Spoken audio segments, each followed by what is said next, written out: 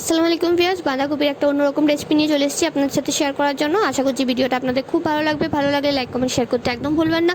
আর channel নতুন থাকলে অবশ্যই চ্যানেলটিকে সাবস্ক্রাইব করে দেবেন। এখানে দেখতে পাচ্ছেন বাঁধাকপিগুলো আমরা ভালোভাবে ছাড়িয়ে নিয়েছি। পাতাগুলো ছাড়িয়ে নেবার পর পাতাগুলো আমরা ভালোভাবে ধুয়ে নিয়েছি, ধুয়ে পরিষ্কার করে নিয়েছি এবং একটা ব্যাটার এর মধ্যে ভালোভাবে মাখিয়ে নিচ্ছি। তো ব্যাটারটা আমরা কীভাবে তৈরি করেছি সেটাও আমরা এখানে আপনাদের সাথে শেয়ার করব।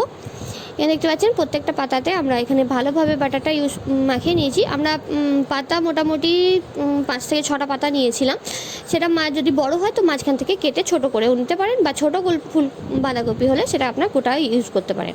তো এখানে নিয়েছি আমরা বেসন নিয়েছি 4 থেকে 5 চামচ মতো, নিয়েছি জোয়ান, আর নিয়েছি একটু হলুদ। সেটাকে আমরা কিছুক্ষণ ভালোভাবে নেড়েচেড়ে একটা ব্যাটার সুন্দর তৈরি করে নেবো। তার মধ্যে অ্যাড করব আমরা সব মশলা, হলুদ, লঙ্কা, ধনে, জিরে সব মশলা অ্যাড করব। তারপর ভালোভাবে একটু ফেটে নিয়ে তার মধ্যে দেবো অল্প পরিমাণ নুন আর বেকিং সোডা।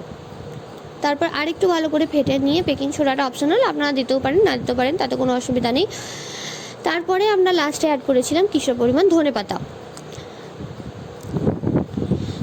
অ্যাড করার পর আমরা ওই ব্যাটারটা ভালোভাবে পাতাতে মাখিয়ে নিয়ে সেগুলো আমরা 4 ভাঁজ করে একটা স্টিমারে ভালোভাবে ওটা আমরা ভাপ তুলে নিয়েছিলাম। সুন্দর করে ভাপ তুলে নিয়েছিলাম 4 থেকে 5 মিনিট মতো। আর একটা কড়াইয়ে আমরা কিছুটা পরিমাণ গ্রেভি তৈরি করব। তার জন্য এখানে নিয়েছি পেঁয়াজ, একটা গোটা পেঁয়াজ নিয়েছি একটা টমেটো, সেটা তারপরে দিয়েছি কিছুটা নুন আর সব মশলা, হলুদ, লঙ্কা, ধনে, জিরে সব মশলা অ্যাড করেছি। দিয়েছি 1 চামচ মতো আদা রসুন বাটা। সেটাকে ভালোভাবে কষে নিয়ে যখন তেল ছেড়ে দেবে তার মধ্যে আমরা ফাটানো দই অ্যাড করে দেবো। ফাটানো দইটা অ্যাড করার পর কিছু পরিমাণ জল দিয়ে আবার কিছুক্ষণ কষে নেবো ওটাকে।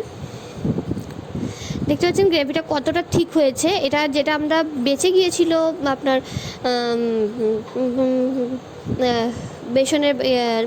বেসনের ব্যাটারটা, সেটা আমরা অ্যাড করে দিয়েছিলাম এর মধ্যে।